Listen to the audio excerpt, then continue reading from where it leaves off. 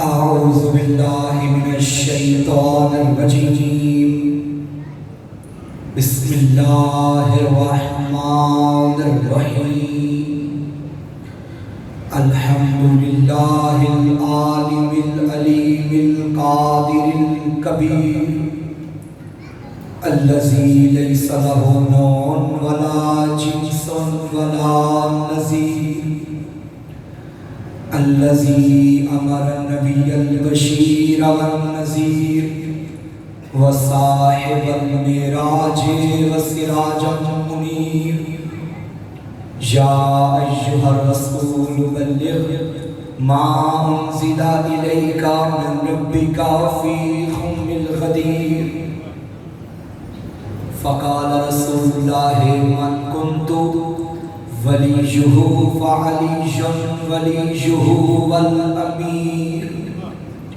الصلاة والسلام والتحية والإكرام على سيدنا سيد العرب والعجم حبيبنا وحبيب قلوبنا شفيع ذنوبنا طبيب نفوسنا أبي القاسم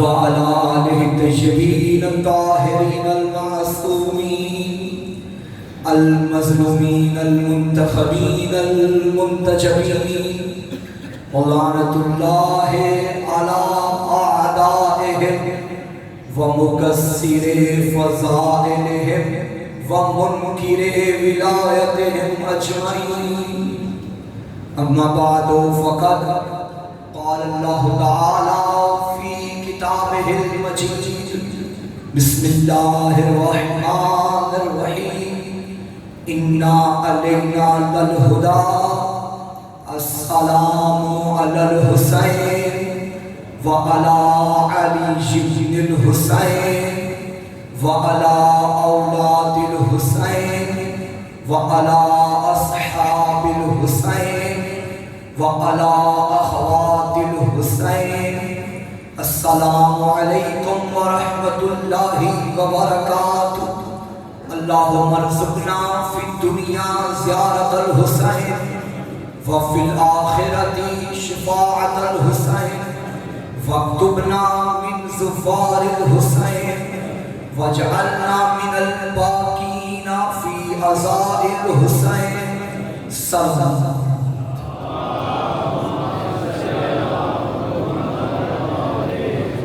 نعرہ تکبیر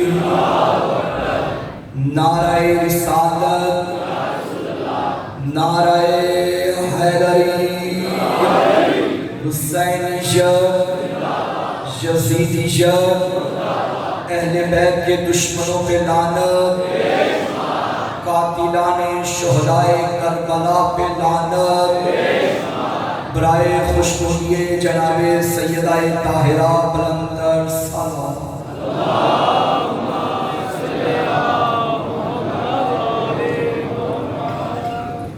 موسم بہار ازاں میں قوس قضائے ولا میں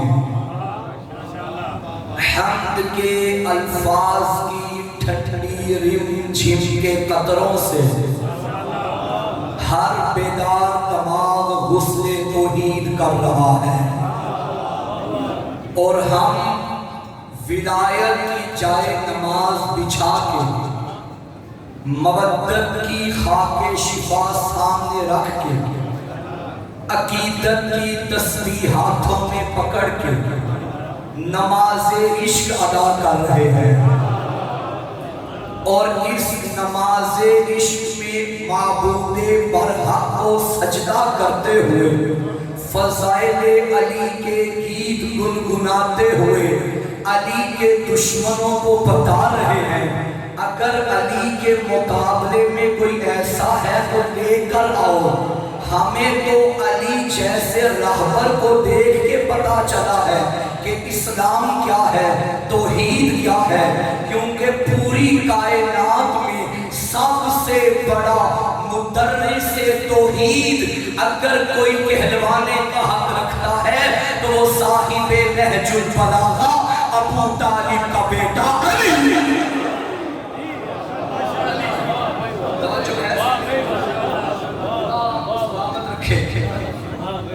ہم گفتگو کر رہے ہیں ہدایت اور ہادی برحق کے موضوع۔ اِنَّا عَلَيْنَا لَلْہُدَى، اللہ فرماتا ہے ہدایت کرنا میری ذمہ داری ہے۔ اِنَّا هَدَيْنَاهُ السَّبِيلَ اِمَّا شَاكِرًا وَإِمَّا كَفُورًا، ہدایت کا راستہ ہم نے دکھایا، چاہے تو کوئی شاکر بنے چاہے تو کوئی کافر بنے۔ یہ میں نے پہلی مجلس میں آیت تلاوت کی تھی، اس کے علاوہ کئی آیات اس مفہوم کو اپنے اندر لیے ہوئے ہیں قرآن مجید میں کہ ہدایت کرنا اللہ کی ذمہ داری ہے۔ جب ہدایت کرنا اللہ کی ذمہ داری ہے تو ہادی بھیجنا بھی اللہ کی ذمہ داری ہے۔ ہم ان ہادیوں کا تذکرہ کرتے آ رہے ہیں۔ کل کی تقریر ایک جملے میں خلاصہ کر پیش کروں تاکہ ہر انسان گزشتہ گفتگو سے متصل ہو جائے اور بات کرنے میں ہمیں آسانی ہو جائے۔ اللہ نے فرمایا تھا وَمِنَ النَّاسِ مَن يُجَادِلُ فِي اللَّهِ بِغَيْرِ عِلْمٍ، کچھ لوگ اللہ کے بارے میں جھگڑتے ہیں کیونکہ ان کے پاس علم نہیں ہے، ان کے پاس علم نہیں ہے۔ علم کی اقسام ہم نے کل بیان کی تھی، علم وحبی اور علم قصص۔ ہم نے علم وحبی سے پہچانا کہ کوئی ہے جو بنانے والا ہے، وہ مصطفیٰ نے بتایا کہ وہ ایک ہے۔ جب ہم اس نتیجے پہ پہنچے تو ہماری تقریر یہاں ختم ہوئی تھی کہ اللہ کی توحید کے دو گواہ ہیں، ایک خاموش کائنات، ایک بولتا محمد۔ پھر ہم نے ایک سورہ آیت پڑھی تھی وَيَقُولُ الَّذِينَ كَفَرُوا لَسْتَ مُرْسَلًا قُلْ كَفَىٰ بِاللَّهِ شَهِيدًا بَيْنِي وَبَيْنَكُمْ وَمَنْ عِندَهُ عِلْمُ الْكِتَابِ۔ اور اس آیت کے ذیل میں یہ بیان کیا تھا جس طرح اللہ کی توحید کے دو گواہ ہیں، خاموش کائنات اور بولتا محمد، اسی طرح نبوت محمد کے بھی دو گواہ ہیں، خاموش قرآن اور بولتا علی۔ یہاں ہماری کل گفتگو ہوئی تھی، آج ہی سے شروع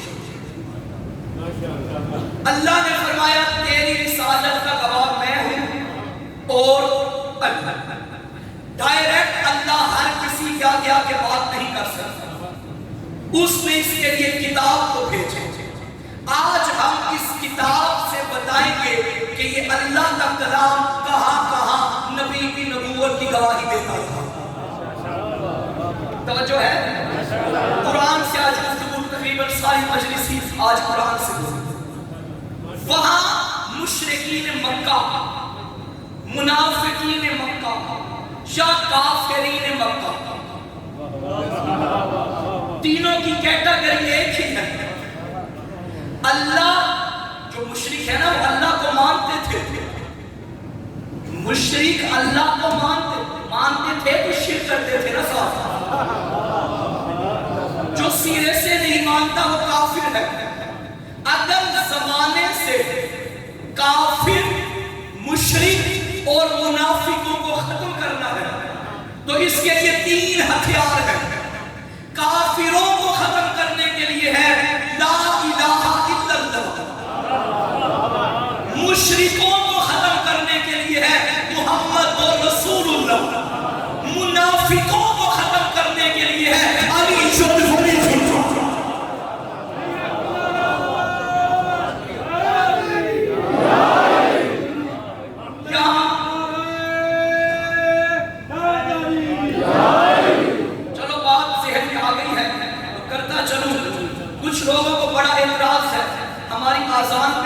ہمارے کلمے پہ کہ لا الہ الا اللہ، ٹھیک ہے اللہ کی توحید کی گواہی دے دی، محمد رسول اللہ نبی کی نبوت کی گواہی بھی دے دی، علی ولی اللہ اگر دینی ہی ہے تو اتنی ہی دو۔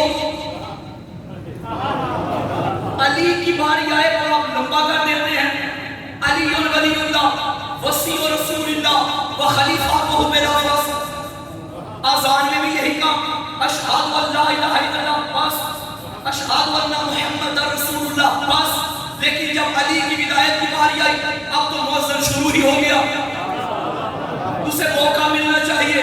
اشہد ان امیر المومنین و امام المتقین علی جو ولی اللہ، پھر وصی رسول اللہ، پھر وہ خلیفہ کو بلا وصف. پھر اس نے کہا اشہد ان امیر المومنین و امام المتقین علی الحجۃ اللہ. یہ توحید کا ذکر تم لوگ کم کیوں کرتے ہو، نبی کا ذکر کم کیوں کرتے ہو، اور علی کا ذکر اتنا لمبا کیوں کر دیتے ہو؟ بھائی یہ طریقہ بھی ہم نے قرآن سے سیکھا ہے. اللہ چاہتا ہے علی کا ذکر ہی لمبا ہوتا رہے.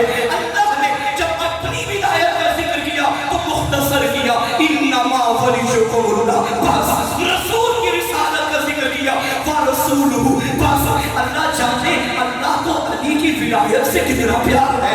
جب علی کی باری آئی اللہ نے آیت کو لمبا کر دیا، والذین آمنوا الذین یقیمون الصلاۃ ویؤتون الزکاۃ وهم راکعون. وہاں اللہ علی کا اعلان بڑھاتا گیا، ہم کلمے میں علی علی کرتے چلے.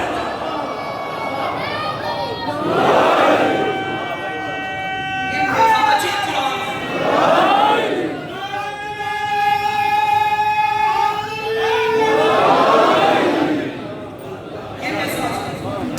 پھر بات آگے سے ہے، یہ بھی ایک اعتراض ہے. مجلس میں بچے نے نعرہ لگایا، نعرہ تکبیر، نعرہ رسالت، لیکن جب نعرہ حیدری لگاتا ہے پورے جوش کے ساتھ، فیملی رات کو یہی بات ہو رہی تھی نا، نعرہ حیدری جب بچہ لگاتا ہے تو پورے جوش کے ساتھ. یہ جوش نعرہ تکبیر میں کیوں نہیں آتا؟ یہ جوش نعرہ رسالت میں کیوں نہیں آتا؟ مٹی اٹھائیں، مٹی کا ڈھیر یہاں چھوڑ دیں، نیچے جائے گا یہ اوپر. کیوں؟ کیونکہ مٹی کا جو مرکز ہے وہ نیچے ہے، نیچے ہے کل، یہ ہے جز. جز ہمیشہ کل کی طرف جاتا ہے. آگ جلائیں، دھواں اوپر جائے گا یا نیچے؟ اوپر، کیونکہ آگ کا مرکز ہے اوپر. ہر جز اپنے کل کی طرف جاتا ہے. یہ تو خندق میں نبی نے کہا کہ علی کل ایمان ہے. اب جس کے دل میں تھوڑا سا بھی ایمان ہوگا، نام علی پہ اس کے اندر جوش آ جائے گا.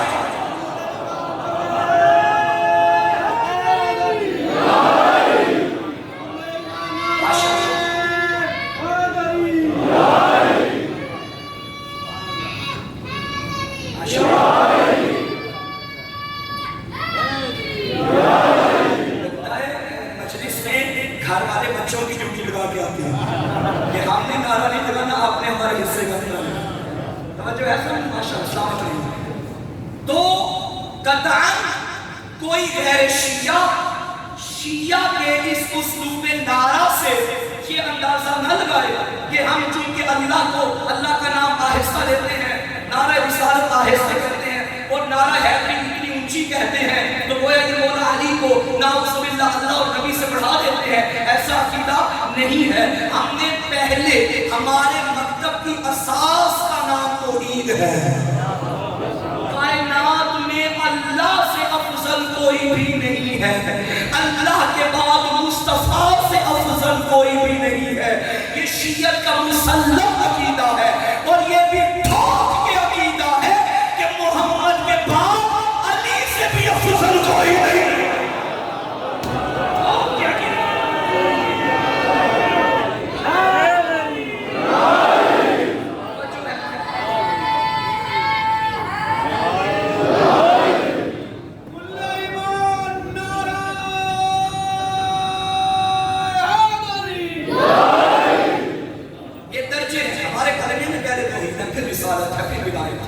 یہی ترتیب ہے ہمارے اصول دین میں. پہلے توحید ہے، عدل ہے، پھر نبوت ہے، پھر امامت ہے. یہ ہمارا سلسلہ چل رہا ہے الحمدللہ. تو میں یہ عرض کر رہا تھا کہ قرآن مجید نے کہاں کہاں نبی کی نبوت کو بچایا.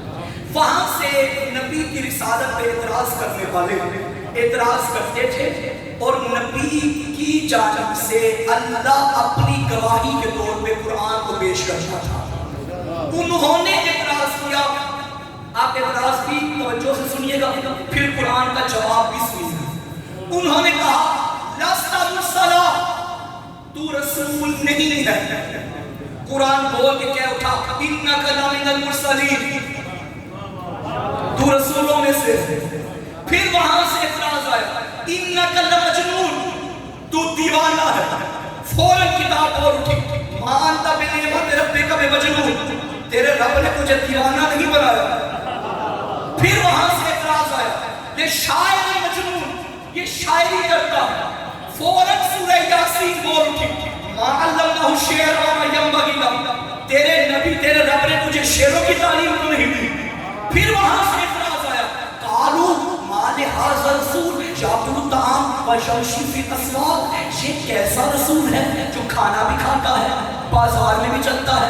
فوراً کتاب خدا بول اٹھی ما ارسلنا قبلک من المرسلین الا انہم لیأکلون الطعام ویمشون فی الاسواق. حبیب پریشان نہ ہو، تجھ سے پہلے جتنے نبی آئے سارے کھانا کھاتے تھے، سارے بازاروں میں چلتے تھے.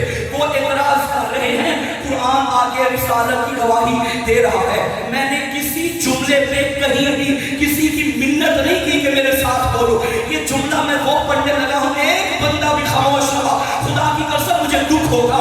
وہاں سے تانے آتے تھے، مصطفیٰ کی گواہی دیتا ہوا قرآن جواب دیتا تھا. ایک مرتبہ تانا دینے والوں نے تانا دیا کہ اے محمد اللہ نے تجھے بیٹے دیے تھے واپس لے لیے ہیں، اب بیٹا نہیں ہے، تیری نسل نہیں ہے. جب نسل نہیں ہے تو مشن نہیں ہے، جب مشن نہیں ہے تو اسلام نہیں ہے. فوراً کتاب خدا بول اٹھی حبیب نہ گھبرانا، اگر بیٹے نہیں تو کیا ہوا انا آتینا کل کوثر، ہم نے تجھے فاطمہ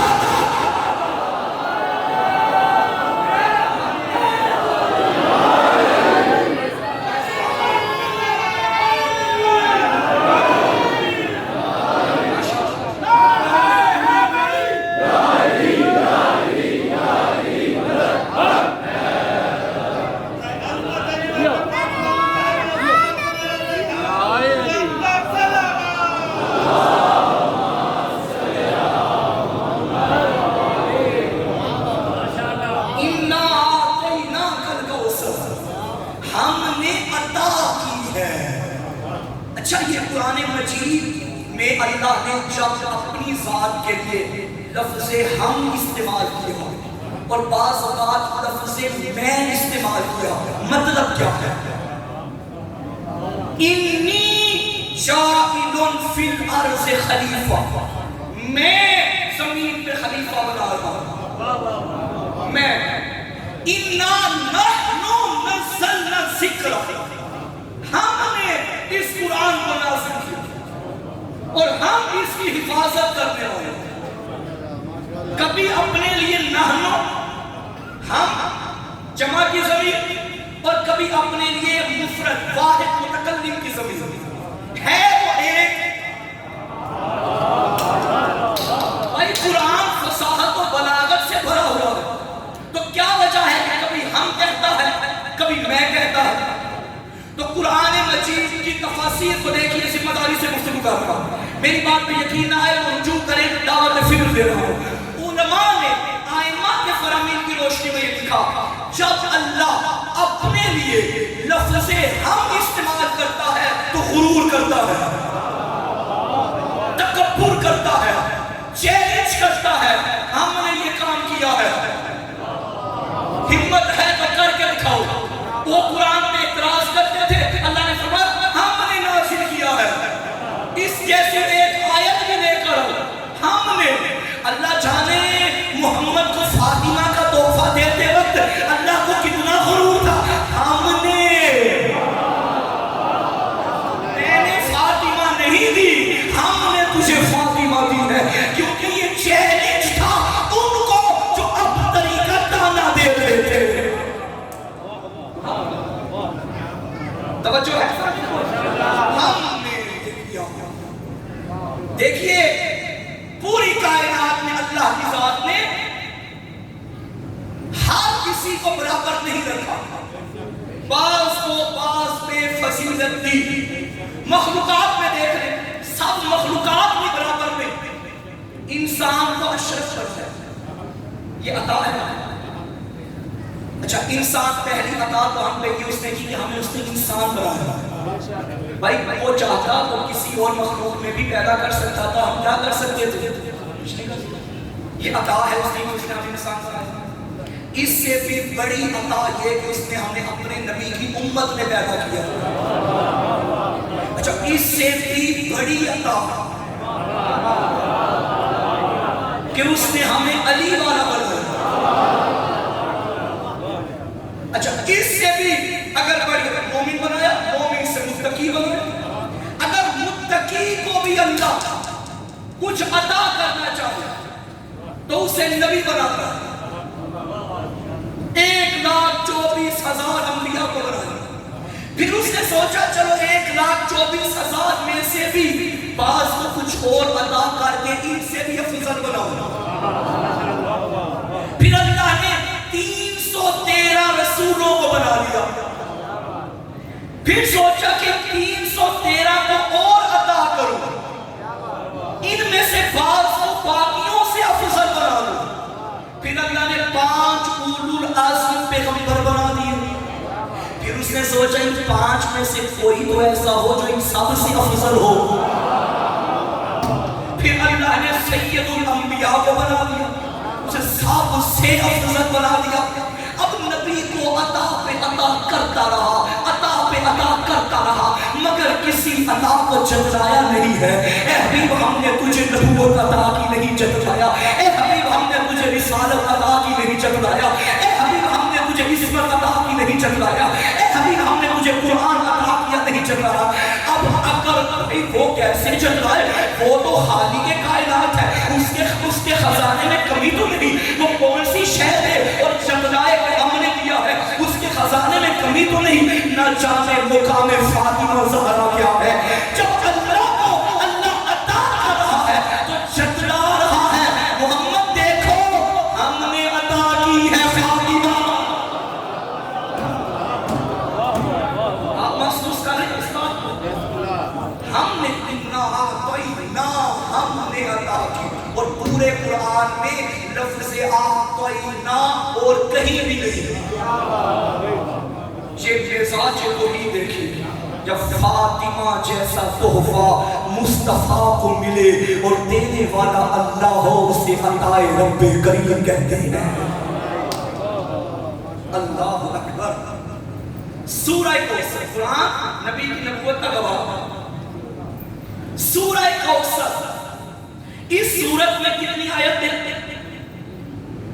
3. لیکن میں سمجھتا ہوں بے شک سب سے چھوٹا ہے لیکن قرآن کا سب سے بڑا ہے. آپ کو یہ نہیں کہہ سکتا کہ سورہ بقرہ بڑا ہے تو فضیلت بھی بڑا ہے. بے شک اس کی آیات لمبی ہیں، اس کا جو زیادہ صدوں پہ آ گئی یہ تو نہیں ہو سکتا کہ سب سے لمبا ہو وہی افضل ہو. سورہ بقرہ بے شک لمبا سورہ ہے لیکن وہ افضل ہم اس صورت میں اس معنی میں نہیں کہہ سکتے. سورہ کوثر بے شک چھوٹا ہے لیکن پورے قرآن کی حفاظت کا ضامن ہے. دل ہو تو بتاؤں تاریخ آپ جانتے ہیں ماشاءاللہ پڑھے لکھے افراد میرے سامنے تشریف فرما ہے. پرانے زمانے میں بلکہ اب بھی عرب وہ قوم ہے جو اہل زبان ہے اور غیر عرب کو فصاحت و بلاغت میں کچھ بھی نہیں سمجھتے. خود کو وہ بڑا سمجھتے ہیں فصاحت و بلاغت میں، ادب میں، عربی لغت میں. آج بھی ان کے اشعار کتابوں میں موجود ہیں جو مثالوں کے ذریعے جن کے ذریعے عربی سکھائی جا رہی ہے. اس دور میں زمانہ جہالت میں اس دور میں بھی ایک شاعر تھا جس کا نام امرؤ القیس تھا. اس کے علاوہ اور بھی شعراء تھے. وہ اپنا اپنا کلام لکھ کے دیوار کعبہ میں لٹکاتے تھے. پھر جس کا کلام فصاحت میں، بلاغت میں زیادہ وسیع ہوتا، اچھا ہوتا، اس کا کلام لٹکا رہتا، باقیوں کے کلام اتار دیے جاتے. یہ امرؤ القیس وہ شاعر تھا کہ کہ ہر دفعہ اسی کا کلام رہتا تھا، کسی کی جرت نہیں تھی کہ اس کے کلام کو کوئی شکست دے سکے۔ ایک مرتبہ اس نے مصطفیٰ سے کہا، یہ جو تو ہمیں روزانہ سناتا ہے نا، ہمیں معلوم ہے یہ تیری شاعری ہے، تو شاعری کرتا ہے۔ نبی نے اللہ سے رابطہ کیا، میرا اللہ کیا کروں؟ فرمایا سورہ کوثر یہاں لٹکاؤ۔ اب سورہ کوثر میں کتنی آیات؟ 3۔ پیغمبر نے لٹکا دیا، اِنَّا أَعْطَيْنَاكَ الْكَوْثَرَ فَصَلِّ لِرَبِّكَ وَانْحَرْ إِنَّ شَانِئَكَ هُوَ الْأَبْتَرُ۔ اور فرمایا اگر یہ شاعری ہے تو 3 مصرے میں نے لکھے ہیں، چوتھا بنا کے لاؤ۔ عمرہ القیس جو بہت بڑا شاعر تھا، اس نے قلم اٹھایا، کاغذ اٹھایا، اس نے سوچا کہ میں ان تینوں جملوں میں سے کوئی نقص نکالوں تاکہ اپنے جملے کا اضافہ کروں۔ جو جانتے ہیں عربی کو میرے ساتھ بولیے گا۔ اس نے کہا اگر اس صورت میں، اس شاعری میں، ان 3 مصروں میں جملہ خبریہ ہوگا تو جملہ انشائیہ نہیں ہوگا، جملہ انشائیہ ہوگا تو جملہ خبریہ نہیں ہوگا۔ لیکن جب اس نے غور سے دیکھا تو اس میں جملہ خبریہ بھی تھا، اس میں میں وضاحت نہیں کر رہا، میں نظر کا جا رہا ہوں، اس میں جملہ خبریہ بھی تھا، اس میں جملہ انشائیہ بھی تھا۔ پھر اس نے سوچا اب میں دیکھتا ہوں کہ اس کا کون سا جملہ کون سے حرف پہ ختم ہوتا ہے۔ یقیناً اگر ایک حرف پہ ختم ہوگا تو دوسرے سے وہ خالی ہو جائے گا، یہ نقص نکل آئے گا۔ اب اس نے تینوں جملوں کو دیکھا، کوثر، فنہر، ابتر، تینوں رے پہ ختم ہو رہے تھے۔ اچھا رے حروف تہجی میں سے 10ویں نمبر پہ آتا ہے۔ اب اس نے اس مہینے کی تاریخ کو دیکھا، وہ بھی 10 تھی۔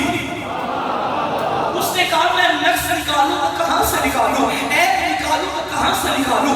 ساری رات سوچتا رہا، سارا دن سوچتا رہا، آخر کار قلم اٹھایا اور نیچے لکھ دیا، اِنَّا أَعْطَيْنَاكَ الْكَوْثَرَ فَصَلِّ لِرَبِّكَ وَانْحَرْ إِنَّ شَانِئَكَ هُوَ الْأَبْتَرُ۔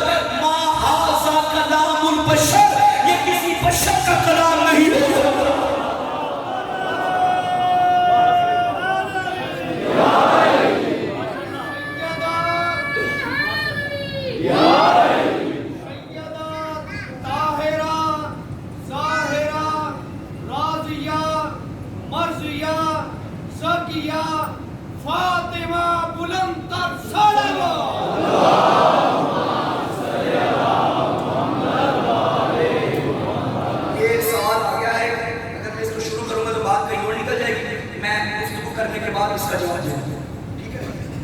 توجہ ہے سمجھ؟ اللہ نے قرآن کے ذریعے محمد کی نبوت کی گواہی دی۔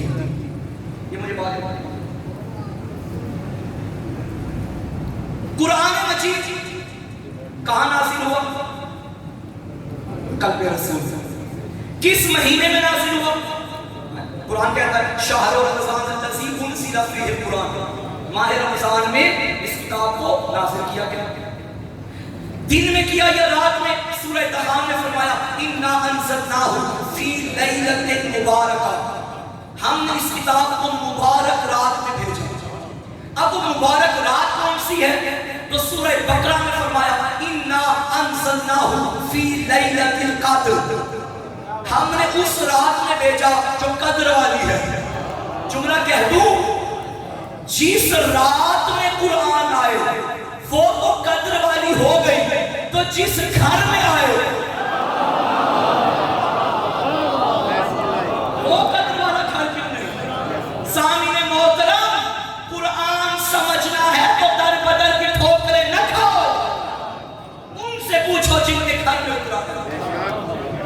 میں یہاں بیٹھا ہوں، مجلس پڑھ رہا ہوں، اور میں قاسم بھائی کے گھر آ گیا، ابھی بیٹھا ہی تھا، کھانے کا ٹائم تھا۔ قاسم بھائی مجھ سے کہنے لگے مولانا ہمیں یہ تو بتائیے آج ہمارے گھر میں کیا پکا ہے؟ میں نے کہا قاسم بھائی گھر آپ کا، پکانے والے آپ، اب مجھے کیا پتا؟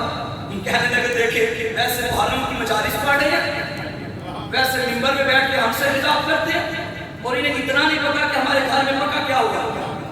انہوں نے اپنے چھوٹے بیٹے کو بلایا کہ حسن ذرا آؤ مولانا کو بتاؤ ہمارے گھر میں کیا پکا۔ اس نے آتے ہی کہہ دیا بٹیر پکے۔ اب مجھ سے ہی کہنے لگے دیکھا ہمارے بچے کو پتا ہے اور آپ کو پتا ہی نہیں. میں نے کہا جن کے گھر کی بات ہے ان کے بچے جانتے ہیں. باہر والوں کو کیا پتا کہ گھر میں کیا ہے. قرآن در بدر سے لوگے تو مجھے سمجھ میں نہیں آئے گا. قرآن ان کے بچوں سے پوچھو جن کے گھر کی کہانی کو قرآن کہتے ہیں.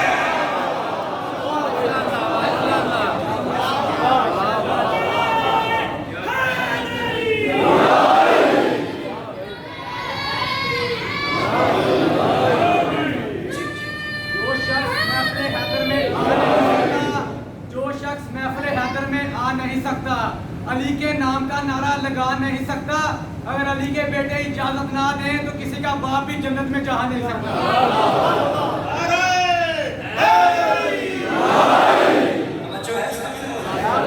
تو گھر کی کہانی گھر کے بچے بھی جانتے ہیں, باہر والوں کے بڑوں کو بھی نہیں پتا ہوتا. تو قرآن اگر پوچھنا ہے تو اس گھر سے پوچھو جہاں اترا ہے.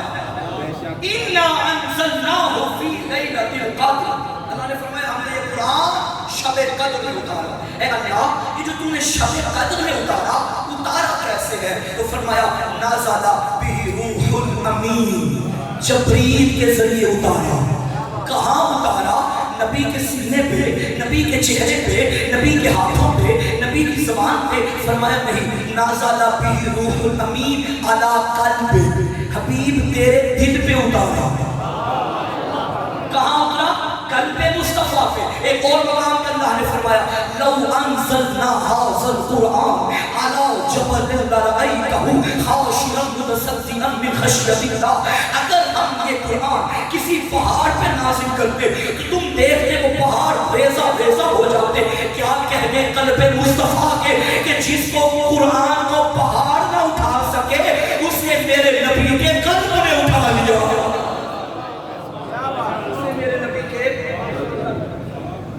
قرآن اترا کہاں؟ قلب رسول. توجہ محمد و آل محمد صلوات.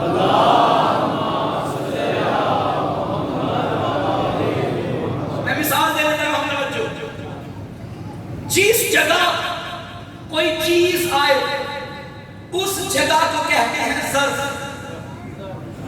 جو چیز آئے اسے کہتے ہیں مظروف. یہ ہے ظرف گلاس, اس کے اندر جو پانی ہے وہ ہے مظروف. اگر پانی ہو پاک, ظرف ہو نجس, کیا پانی پاک رہے گا؟ نہیں. اگر ظرف ابھی تک پاک ہے تو اس کا مطلب کہ اگر پانی پاک ہے تو اس کا مطلب کہ ظرف بھی پاک ہے. ٹھیک. قلب مصطفیٰ ہے ظرف, قرآن ہے مظروف. مجھے بتائیے قرآن پاک ہے؟ قرآن سچا ہے؟ قرآن معصوم ہے؟ سارے بولو قرآن ہر خطا سے پاک ہے. تو اگر قرآن پاک ہے تو اس کا مطلب قلب مصطفیٰ بھی پاک ہے. قرآن سچا ہے تو قلب مصطفیٰ بھی سچا ہے. میدان مباہلہ کا تھا, رسول نے بطول کا ہاتھ پکڑا اور فرمایا من عرفہا فقد عرفہا. جو اس کو جانتا ہے وہ تو جانتا ہے, ومن لم یعرفہا, اور جو نہیں جانتا آؤ میں بتاؤں یہ کون ہے. ہذہ فاطمہ تو بنت محمد, ہذہ سیدہ تو نساء العالمین, ہذہ قلبی, یہ میرا دل ہے. فاطمہ دل مصطفیٰ ہے. اگر قلب مصطفیٰ صدیق ہے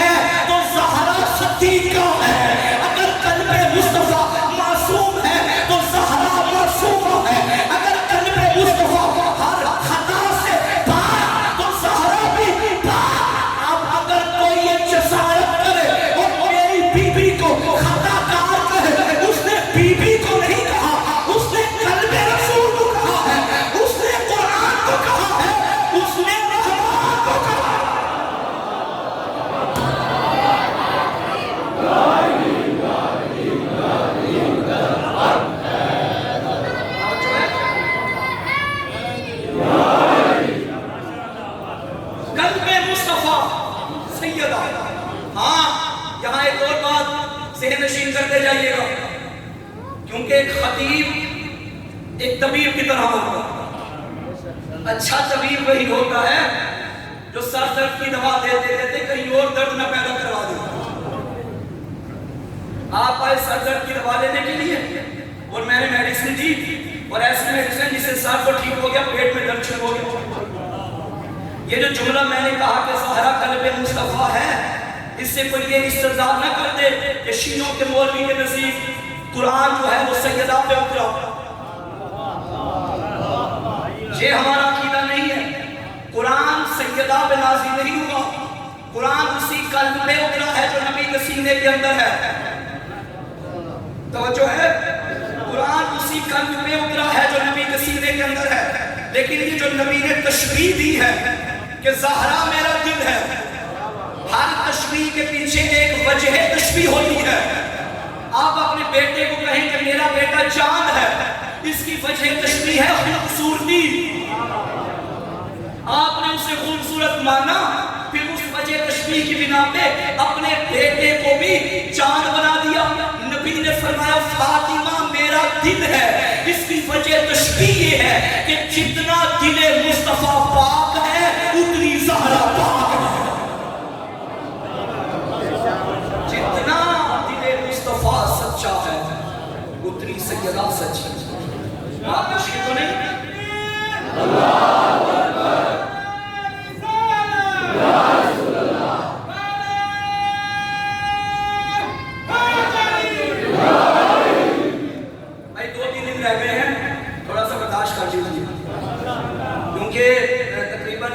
اگر کم و بیش 10 گھنٹے میں نے آپ کی اشریف لیے ہیں, 10 گھنٹے روزانہ کا 1 گھنٹہ, اور کتنا مجمع ہے تقریباً 1000 کا لگا لیں.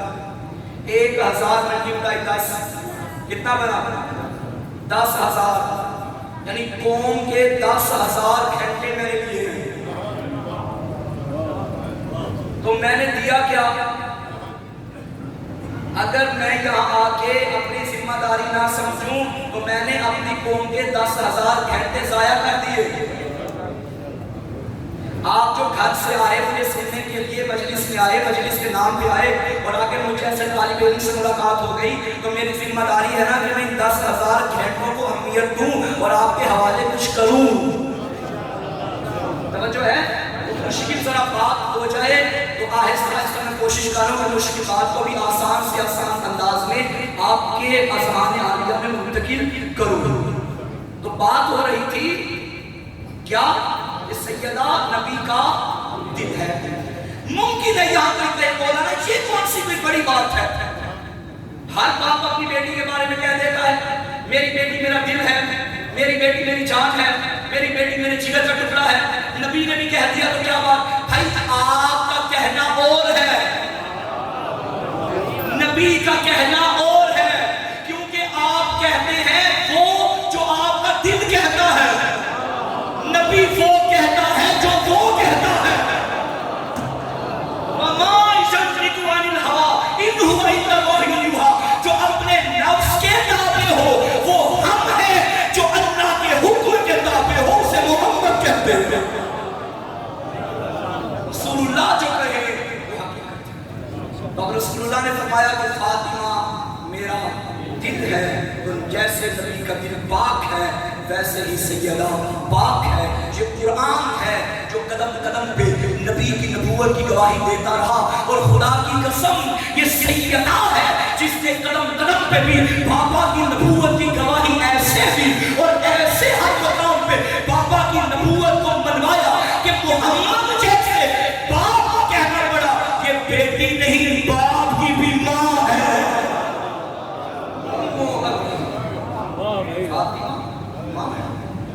تو رسول نے قطعاً بیٹی سمجھ کے یہ نہیں کہا کہ یہ میرا دل ہے. میں بار بار عرض کر رہا ہوں نبی کے ہاں رشتے تو چلتے ہی نہیں.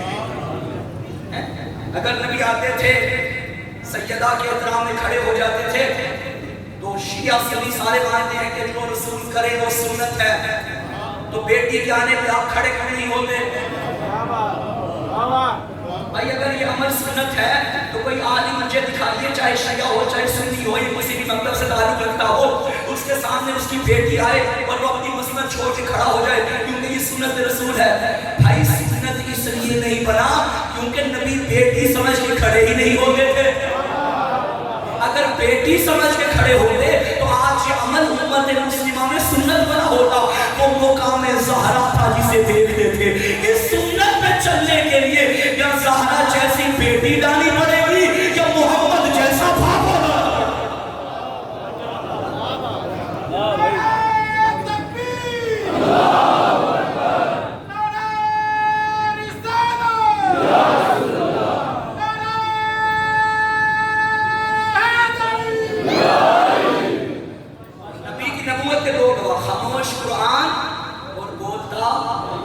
यही दो गवाह नबी जाते वक्त छोड़ के गए थे, एक कुरान और एक अहले बैत। ये दोनों छोड़ के जा रहा हूँ, उनसे दामन वाबस्ता रखना।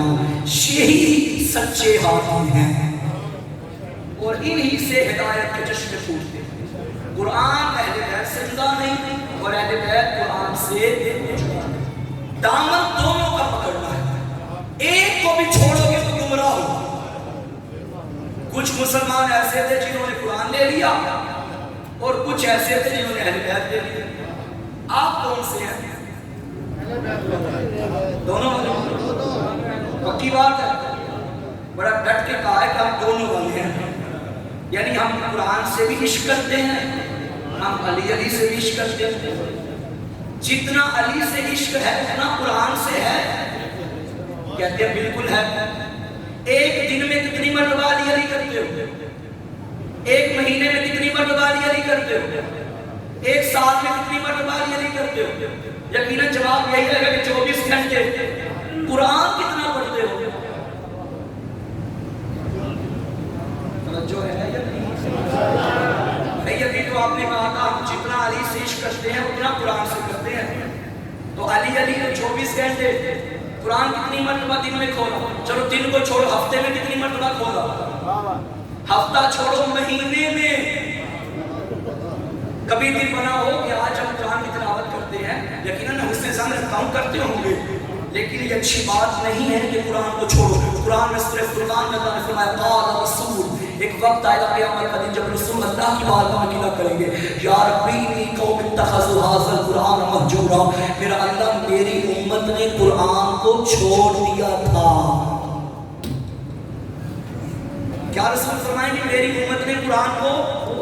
या रसूल अल्लाह, जहां तक हमारा ख्याल है आपकी उम्मत में कौन है जिसके घर में कुरान नहीं? हर घर में कुरान मौजूद है। फिर क्यों ये नौबत आएगी कि पैगंबर फरमाएंगे मेरी उम्मत ने कुरान छोड़ दिया? सामीने ग्रामी कद्र, कुरान अलमारी की जीनत बनाना और है, जिंदगी की जीनत बनाना और है। आज लगता है कड़ी बातें हैं कुछ भाई, ऐसा भी सुन लिया करें। ये भी हक है ना, ये भी जरूरी है। कुरान जरूरी है। हमने 2-4 मकासद के लिए कुरान मजीद को इस्तेमाल किया, माफ कीजिए।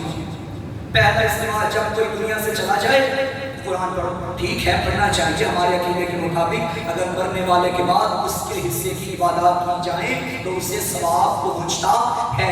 कुरान पढ़ोगे सवाब पहुंचेगा, लेकिन ये बात याद रखना, कुरान के नुज़ूल का मकसद मुर्दों की बख्शिश नहीं, जिंदों की हिदायत है।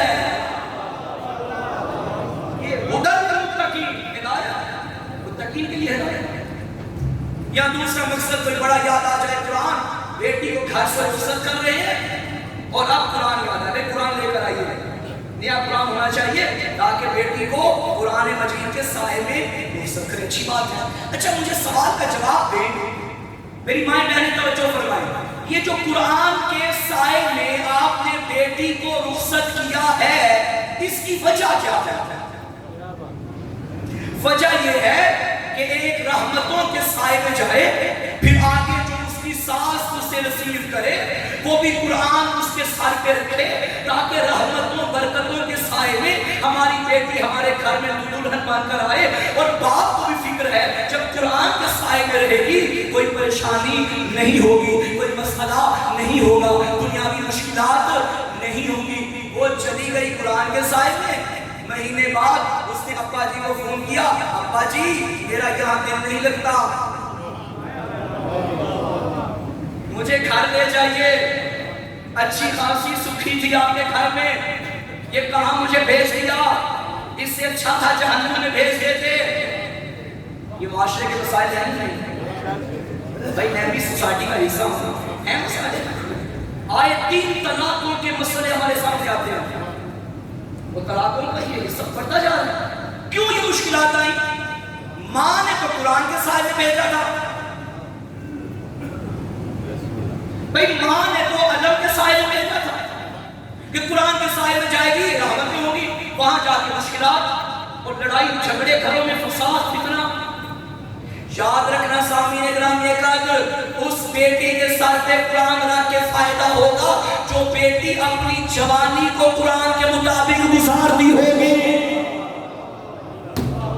ساری زندگی بیٹی نے قرآن کھولا ہی نہیں، بیٹی کو قرآن پڑھنا آتا ہی نہیں، بیٹی کو پتہ ہی نہیں کہ قرآن میں ہے کیا، بیٹی کو پتہ ہی نہیں کہ زندگی کے مسائل میں نے قرآن سے کیسے سیکھنے ہیں، بیٹی کو پتہ ہی نہیں میں نے مشکلات کا حل قرآن سے کیسے لینا ہے، تو سایہ اس میں کیا کرے گا؟ بھائی مزہ تو یہ ہے نا، ہمارے پن میں، اپنی جوانی میں، اپنی اسٹوڈنٹ لائف میں اسے قرآن سے اتنی دلچسپی ہو کہ اسے پتہ چل جائے جو بھی مسئلہ ہے، اس مسئلے کا حل کون سی آیت میں ہے، اس مسئلے کا حل کون سی تفسیر میں ہے، میں کہاں رجوع کروں گی تو یہ مسئلہ میرے سامنے اس کا حل آ جائے گا۔ اگر یہ پتہ نہیں تو ایسوں کو قرآن کا سایہ کوئی فائدہ نہیں دیتا۔ قرآن پڑھنے کی کتاب ہے، قرآن صرف الماری کی زینت بنانے کی کتاب۔ قرآن سے وہ لگائیے، قرآن سے محبت کیجیے، قرآن اور اہل بیت دونوں کا دامن پکڑیں گے تو ہمیشہ کامیاب ہیں۔ یہ نبی کی گارنٹی ہے، اور اگر ایک کو بھی چھوڑ دیا اور جو قرآن دے اور علی کو چھوڑ دے، لوگوں نے علی کے مقابلے میں قرآن کو نیزوں پہ رکھا تھا۔ ہمارے نزدیک توجہ، نبی نے یہ نہیں فرمایا کہ حق کی پہچان قرآن ہے،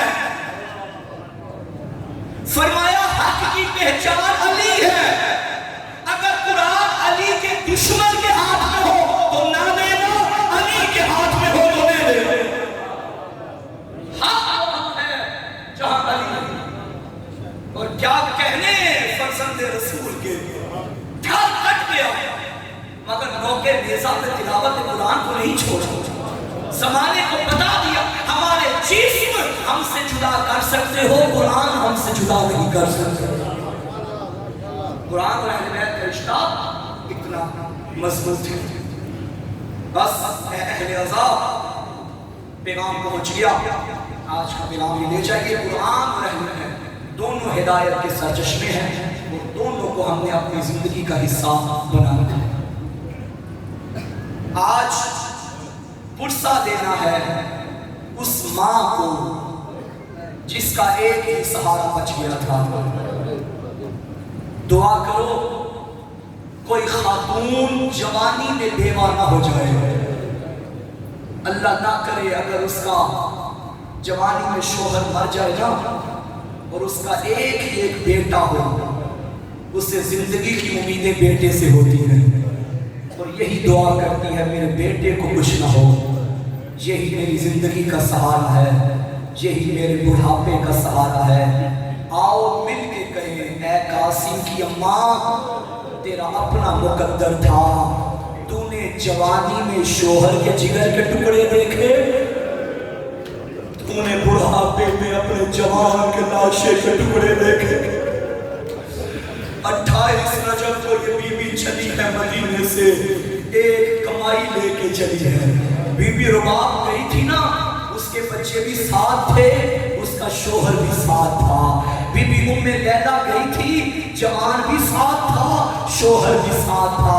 یہ ام فروا وہ ہے جس کی ساری امیدیں قاسم سے وابستہ تھیں۔ یہ مدینے سے نکلی، آ گئی کربلا میں۔ یہ آنے والی ہے شب عاشور 2 دن کے بعد۔ شب عاشور ہر خیمے کا منظر یہ تھا، ہر ماں اپنے بیٹے سے کہہ رہی تھی کہ کوشش کرنا کل پہلا شہید تو ہو۔ ایک کونے سے آواز آ رہی تھی، اکبر کوشش کرنا پہلا شہید تو ہو۔ یہ قاسم کی ماں 13 سال کے जवान को कभी कंघी करती थी? मुझे बताओ कितना बच्चा होता है 13 साल का? अरे बच्चा है, अभी तो जवान भी नहीं हुआ कासिम। कभी कंघी करती थी, कभी चेहरा साफ करती थी और कहती थी कासिम ये याद रखना मैं सैयद ज़ादी नहीं हूँ। कासिम कुर्बानी ऐसी पेश करना, अपनी दादी के आगे मुझे शर्मिंदा न करना। अज़ादारों सुबह आशूर शुरू हो गया। हसन का यतीम इजाजत लेने के लिए अपने चचा के पास आया। चचा जान इजाजत है मैं भी मरने के लिए चला जाऊं? इमाम ने कासिम को सर से लेके पांव तक देखा और रो के फरमाया कासिम मुझे बता मैं कैसे भेजूं, तू मेरे भाई की निशानी है। अरे मैं जब भी दिल चाहता भाई को देखूं मैं तुझे देख लेता था।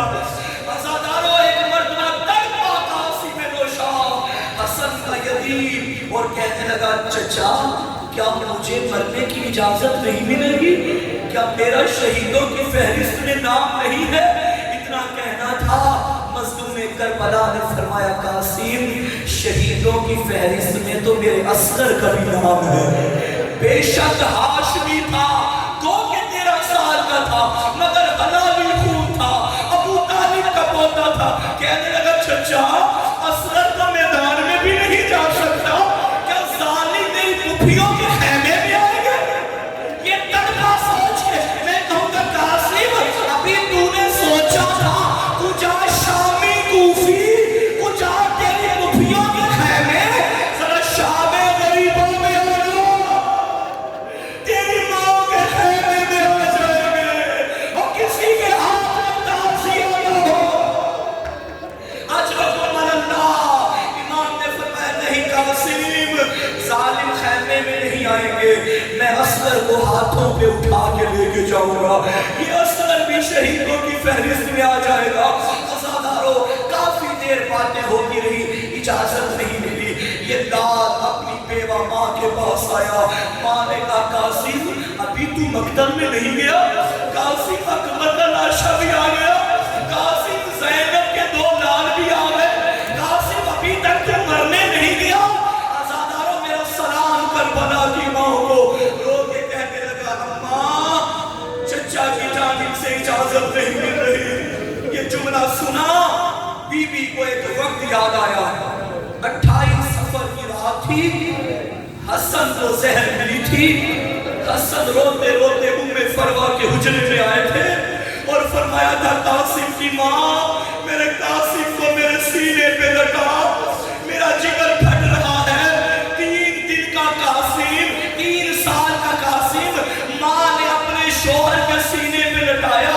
एक मर्तबा तड़पा और कहने लगा अम्मा मुझे कौन से गरम बिस्तर पे सुला दिया है? बीबी ने फरमाया नहीं कासिम ये गरम बिस्तर नहीं है, ये तेरे बाबा का सीना है। उस वक्त हसन अमीर ने फरमाया था उन्हें फरवा कागज कलम लेके आ मैं एक तावीज लिख लूं। अज़ादारों वो तावीज लिखा गया और उसमें लिखा था जब कभी मुश्किल पेश आए मेरे हिस्से का ये तावीज खोल देना। अज़ादारों वो कासिम के बाजू पे बांध दिया और बूढ़े हजरात रो रहे हैं, तुम्हारे जवान बेटे भी हैं, जब बेटा घर से निकलता है तुम उसके बाजू पे तावीज बांधते हो, क्यों बांधते हो? यही ना मेरा बेटा दुश्मनों से बच जाए, मेरे बेटे को मौत न खा जाए। अज़ादारों ये वाहिद कायनात का बाप था, लोग तावीज बांधते हैं बेटा बच जाए, हसन बांध रहे थे बेटा मर जाए, हुसैन के रास्ते में शहीद हो जाए। अब बीबी को वो वसीयत याद आई, कासिम के बाजू से तावीज बांधा।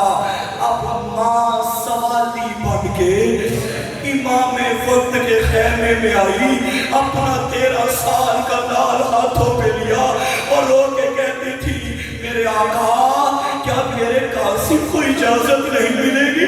क्या मेरे सआदत से महरूम रहेगी? जब भाभी उन्हें फरवा को आते देखा ना, हुसैन एक मर्तबा उठ खड़े हुए, फरमाया बीबी मुझे बुला लेते, मेरे होते हुए ज़ाफ़त क्यों की? फरमाया मेरे मौला ये एक तावीज़ देने आई हूँ, अगर दिल चाहे इजाजत दे देना। अब गरीब ने जब तावीज़ खोला और दिखा था भैया हुसैन करबला में मेरी तरफ से मेरे कासिम को कबूल कर लेना। ये जुमला पढ़ा, गरीब ने कासिम को देखा, फिर तावीज़ को देखा, रो के कहता था इन्ना लिल्लाह व इन्ना इलैहि राजिऊन। आज़ादार रिवायत के जुमले हैं। किसी को भी अलविदा करते वक्त हुसैन इतना नहीं रोए, लेकिन जब कासिम को विदा करने लगे ना, चचा ने भतीजे की बाहों में बाहें डाली, भतीजे ने चचा की बाहों में बाहें डाली। एक चीख निकली फरजंदे ज़हरा की और करबला की जमीन पे गिर गया हुसैन। हाय गुरबते हुसैन के दिन आ रहे थे। आज़ादारों तैयारी हो गई।